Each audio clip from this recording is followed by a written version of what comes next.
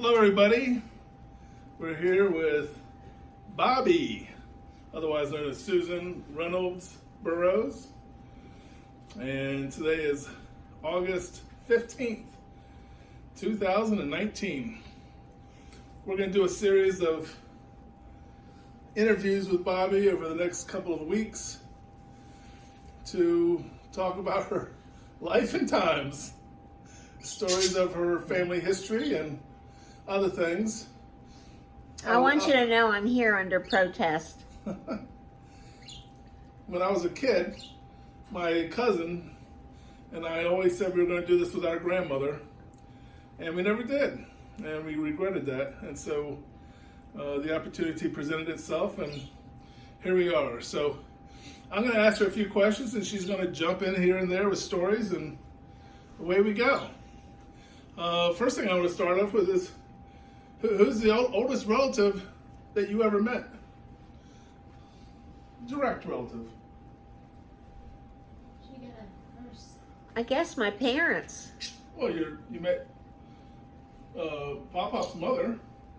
Oh, I see. What was her name? Lily White Reynolds. And that was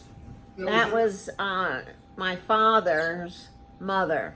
So she was the mother of Ralph Harvey Reynolds, who graduated from the University of Pennsylvania in 1923 from the Wharton School. And then I didn't know that. And he and my mother, Lida Agnes Lopez, well, she said it was Lopethy Martinez, which is Castilian, but it was later changed to Lopez just because to say Martinez was kind of a mouthful.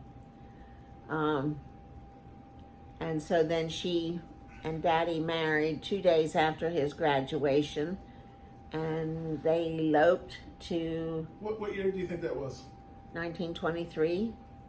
He graduated from college, and 2 days after that, they eloped to the little church around the corner in New York City to get married. Is that what it was called?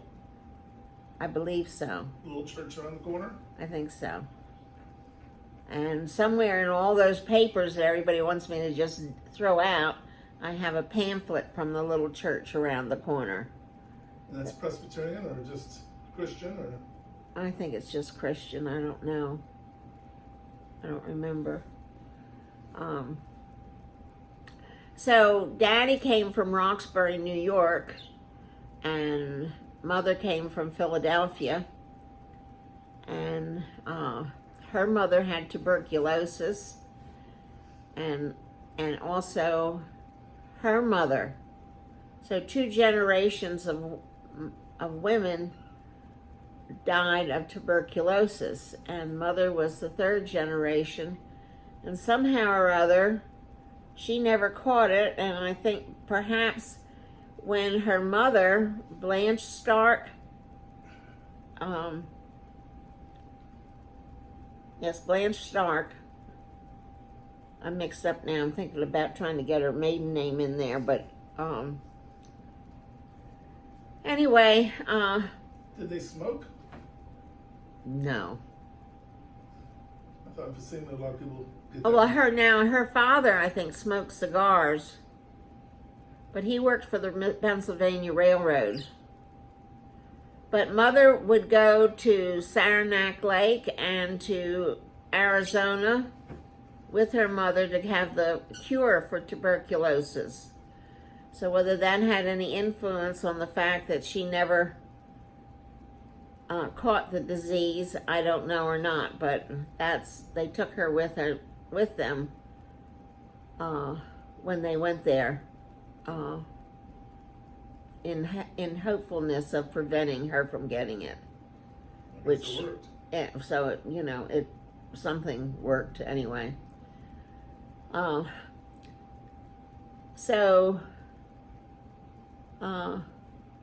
Mother and Daddy came from Roxbury, New York, and his family goes way back.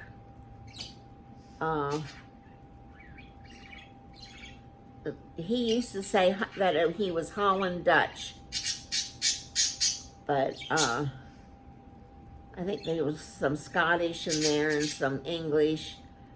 And oh, there's my little Christmas present from my son. And they've been so good they haven't made a noise. I was a bird watcher all my life, and I had 11 bird feeders outside my house in Bay Colony. And there wasn't a window in the house that you could look out of that you didn't see a bird feeder. But they were also afraid for me to have a dog or a cat for fear of my tripping over them, because I've had a few accidents at Julie's house with her 2 dogs. But so John says, well, Mom loved birds, so let's get her some birds for Christmas.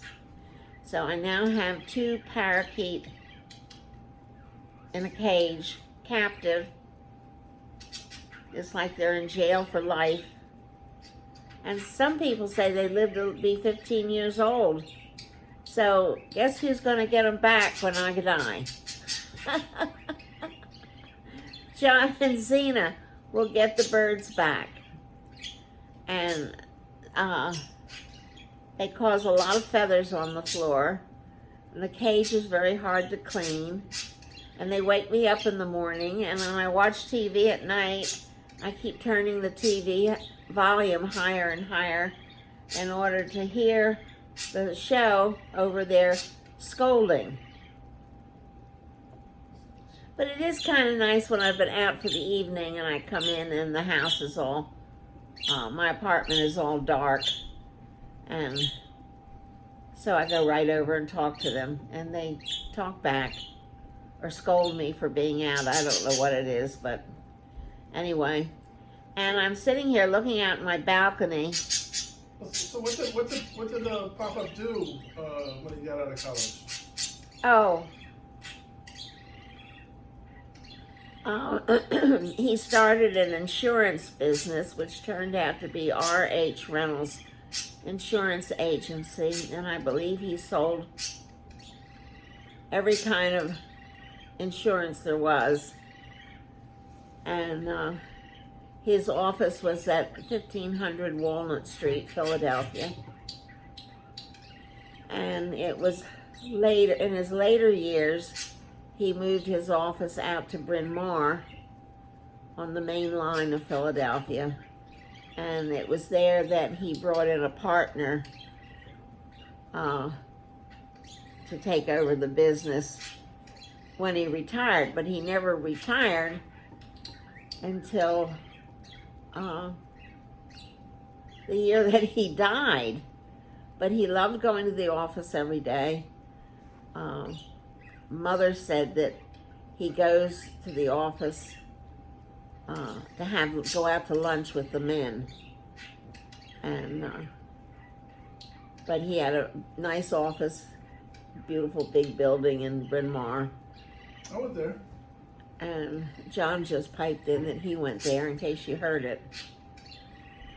And in the meantime, so he did that right out of college. His family, his father bought the Reynolds farm for the timber on it. And then his father, Richard Reynolds, died while Daddy was still attending the University of Pennsylvania. And I believe it was then that Daddy decided to go into the dairy business. So he found a family that would live there year-round and milk the cows, because the cows have to be milked 24/7. What family was that? Originally there was an old man called Mr. Alton. And so that was the first family that lived on the farm with Papa? Oh.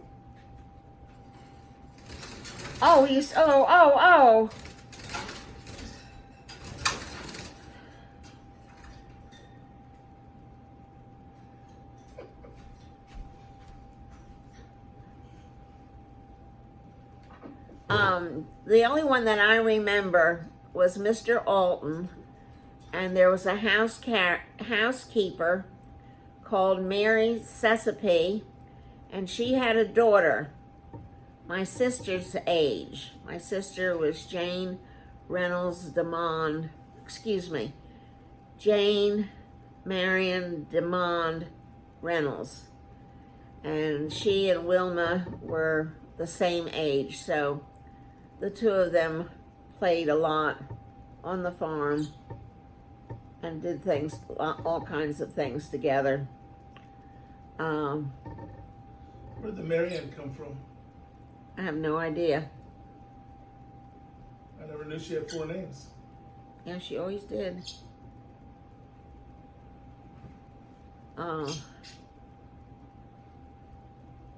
And then, in addition to Mr. Alton, there was Claire Chase, who lived in the farmhouse, and George Butler, who lived in the farmhouse. All at the same time? Yes, all year round. And Roy Loomis, who had a farm on the other side of Meeker Hollow. The farm was located in Meeker Hollow in the town of Roxbury, Delaware County, New York. And the farm was originally, so I've heard, about 750 acres. That included some strange property there was a crossroad between the upper Meeker Hollow Road and the lower Meeker Hollow Road. And when you went down the Reynolds crossroad, which I was the one who had the thing named for the Reynolds, there was a dead end, and you either went left or right. And above that area where the roads met was called the 3 Life Lease Lot. And I guess my husband, Jack Burrows, would be the one to go back through the deeds and get the names of the people who owned the 3 Life Lease Lot. But after 3 lives, it was no longer part of the Reynolds farm. But I started to tell you about Roy Loomis. He lived on the upper end of the lower Meeker Hollow Road, a little bit before the ski slopes. And he had a spring for his water supply in the what I guess was originally the milk house where you kept the milk when they milked cows. And he had a great big trout, about so big, swimming in the reservoir in the milk house. Of course, the water ran in one side and out the other side and continued to run all the time, just as the water did at our cabin. And but we always got a kick out of the fact that his drinking water came from the reservoir where the trout lived. And I have no idea whether he ever ate that trout or not. But getting back to the farm was a dairy farm for many years. Well, go back to Philadelphia more. Because I know the history of the farm really well. I want to get back to the earlier history. So what were they doing in Philadelphia? I think Daddy started the insurance business. And where did they live? I have no idea. I've got the address. I've actually looked at it by satellite. I can't remember, but it's in the records, and you can Google it and look at it by satellite. It's a little house. Oh, I think they lived in a 3rd floor walk-up or something. Oh, well, that's something different, I guess.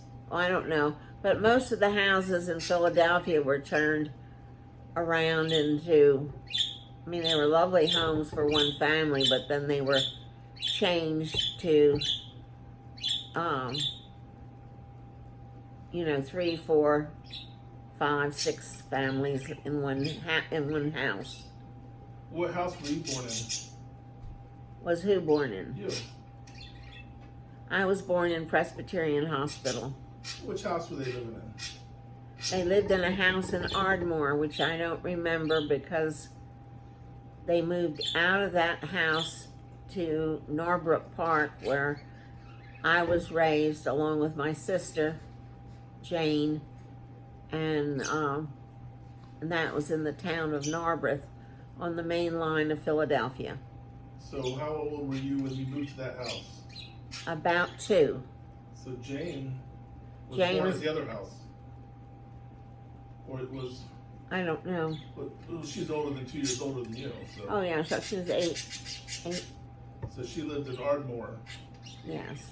And probably because of you, they needed a bigger house? Or just moving up? Just moving up, I think.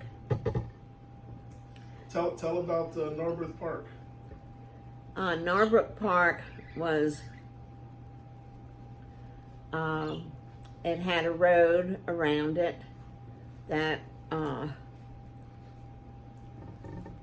encompassed a lot of green grass, a lot of blooming cherry trees, a stream running through it, and halfway up the park there was a bridge where you could walk across the stream.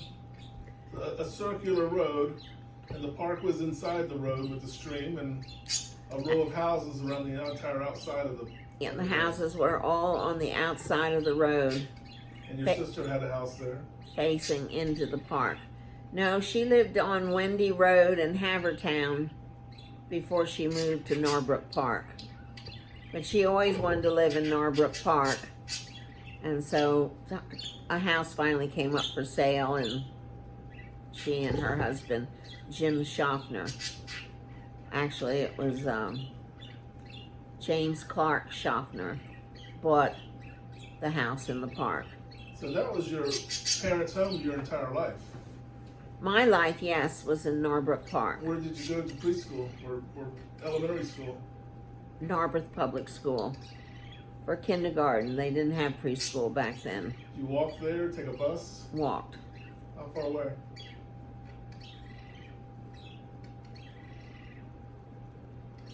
15, 20-minute walk, maybe. So bad weather, you still walked, or someone drove you No, still walked. by yourself, the other crowd of kids? Well, eventually Peggy Goldsboro and her family moved next door. Or maybe we moved there after, maybe they were there first. I don't remember that. But she was a year older than me and a year ahead of me in school. But she got polio. And so then after she was quite ill for a year. And when she returned to school, she was then held back a year. And so then we became friends of the same class in Norbrook Public School. You stayed there through what grade? 8th grade. It went from kindergarten to 8th grade. And in the 8th grade,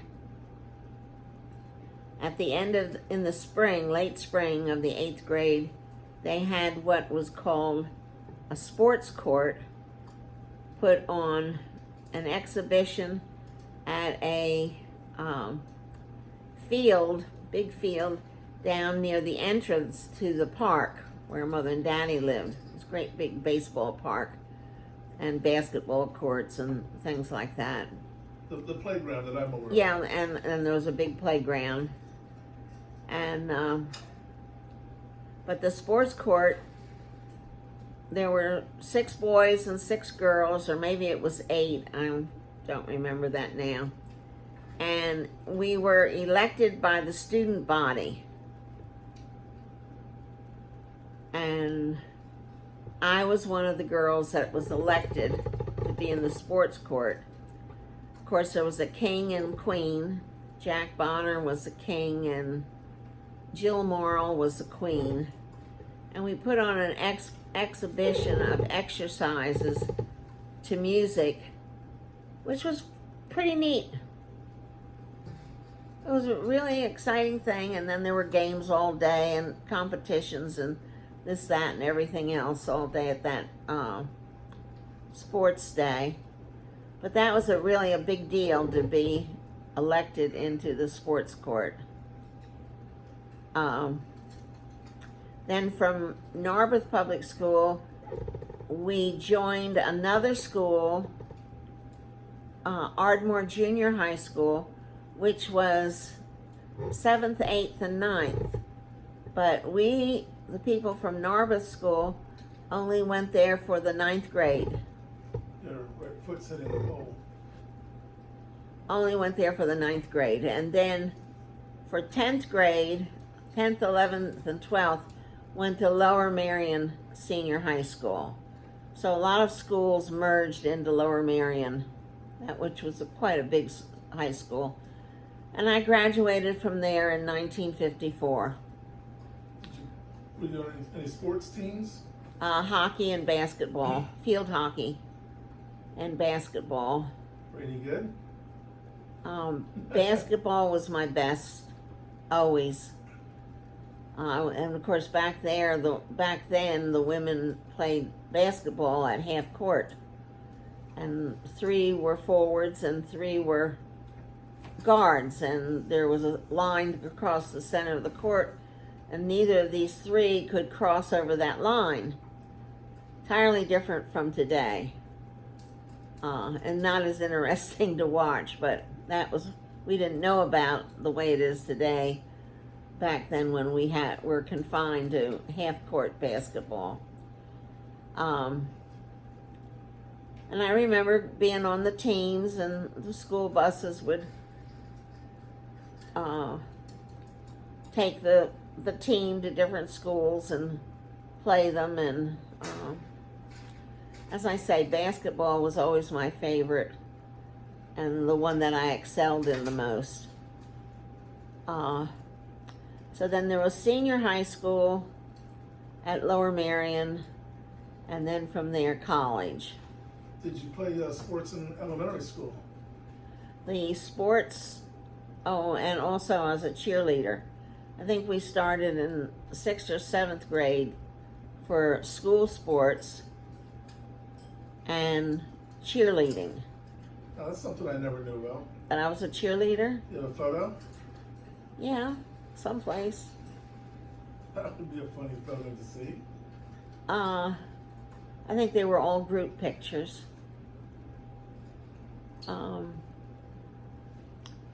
And then I continued to play basketball at junior high and senior high. And then I went to college. Any other organizations,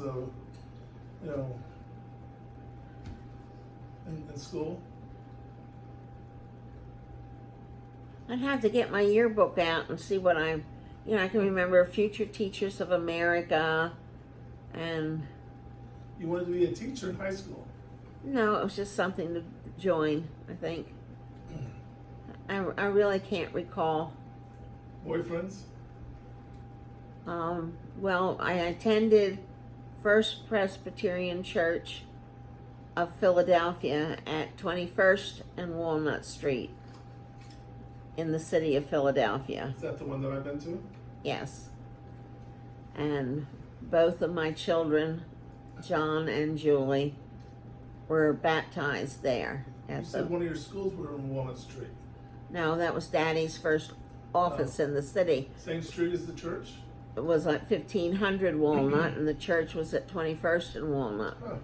And the reason we got involved with the church in the city, and we never lived in the city, we lived in the suburbs, that when Daddy came down from Roxbury off the farm and attended the University of Pennsylvania, he immediately signed up for volunteer work at 2 of the church's settlement house. And the names of the settlement houses were Beth Eden and another one where he volunteered and coached basketball or what have you at the settlement houses, but he always was very active from when I was a very small child at the settlement houses. And I forget where I am now. So anyway, I'm in high school. John asked about boyfriends. Basically, I met William Campbell Brown III at the Sunday evening group that met from First Church in Philadelphia. And almost everyone that attended that were from private schools. Bill was from Episcopal Academy, and there was some other young people that were also in different private schools in the area that attended that. And Gilbert Grange, he went to some place in Germantown, and the Dillon boys, they were brothers. I think they went to Haverford Prep. But anyway, that's where the romance began, and I believe I was in the 9th grade. And of course, I never saw Bill. I was too young to go out on dates, except the Sunday evening things for about the first 2 years. And then I guess when I was in high school, I was allowed to go to the movies and things like that with him. I don't remember. He graduated from high school 2 years ahead of me and went on to Princeton University. And what were the movies like then? Black and white? no, we had color.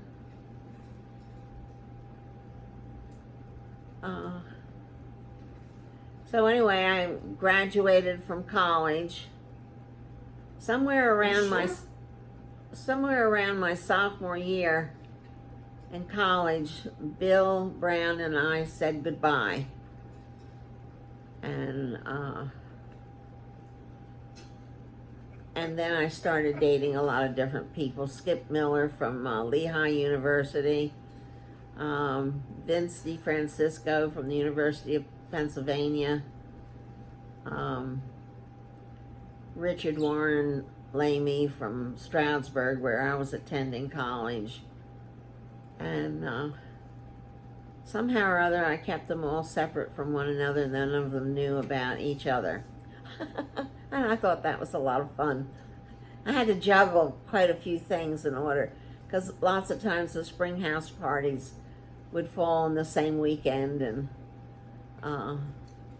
anyway, what's that old song? Those were the days, my friend, we thought they'd never end.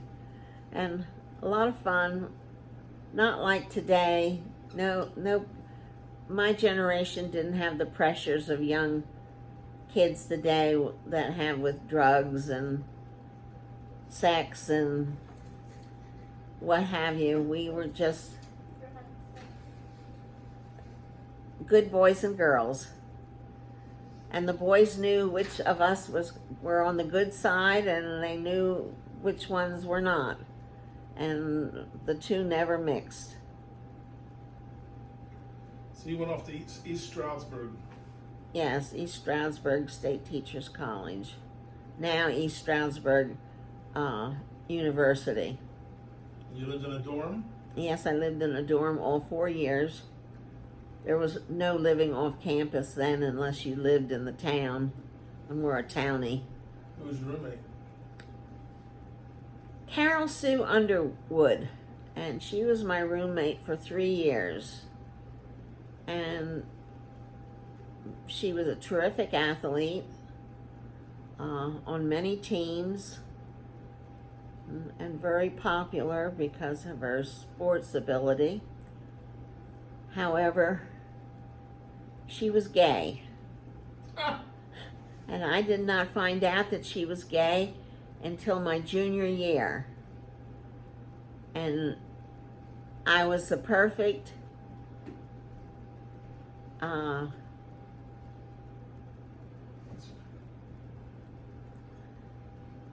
the perfect, I can't think of the word I'm trying to think of, But nobody would have believed that she was gay because she was rooming with me. And I was much more interested in who I had a date with each weekend or which house party I was going to go to. And she wasn't that way. She didn't date a lot. In fact, I don't know if she had ever dated at all. But, so needless to say, I didn't room with her my senior year. Because of that. Basically because of that. I felt like she was hiding behind me about her. Nobody came out back then. And so basically, I think she continued to room with me because I guess I was kind of boy crazy. I don't know. But I had a good time. How often did you go back and forth to home? Well, it depended who I was dating the most. So none of these people went to East Stroudsburg. No. Did you have a car in college? I had to have one my senior year for student teaching. How'd you get back and forth? Your parents picked you up? I had rides. There was always somebody going home for the weekend. So there were lots of rides available. And how did you do in school? I did much better in sports than I did in studies. But Well, I know how you are in math. So how did you do in your math classes? I never took a math class after 10th grade in high school. And I fulfilled the math requirements to get into college with a year of geometry and a year of algebra. And then I didn't need any more math classes after that, and didn't take any more math classes after that. But thinking about signing up for one now.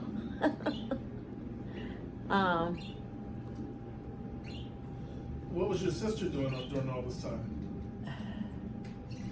She went to a junior college down here in Virginia, Blackstone College, which has since closed.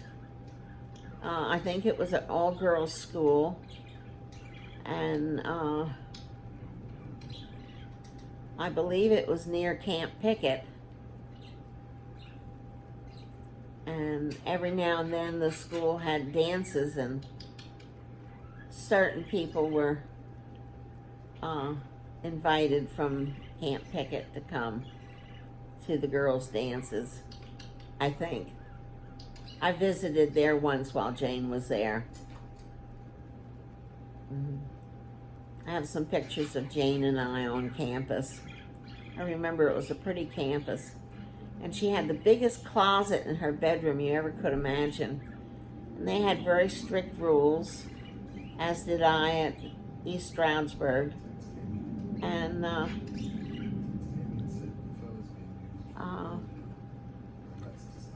it was big enough that she could push her desk and lamp into the closet to study at night, because there were lights out at a certain hour. And so I think half the student body used their closets as study places. Did she not go to the other 2 years of school? Oh yeah, she started at Millersville,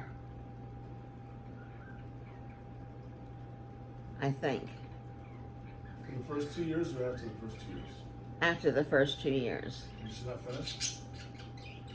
I don't remember. I don't think so. I think she got a job,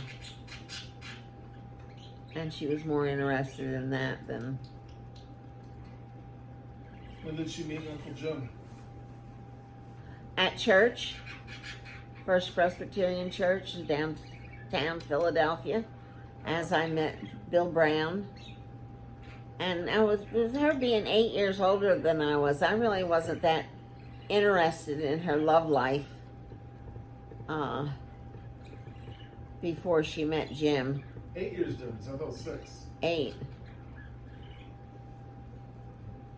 Good job. 1929 to 36.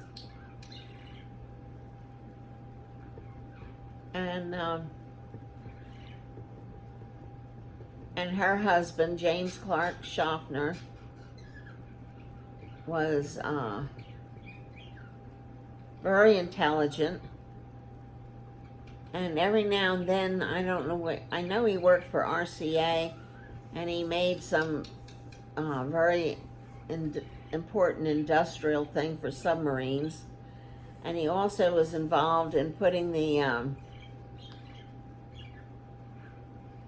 I guess, the weather station on the top of our highest mountain on the east in New Hampshire. And they put a great big tower there. And I'm getting tired, and can I have time out? Yeah.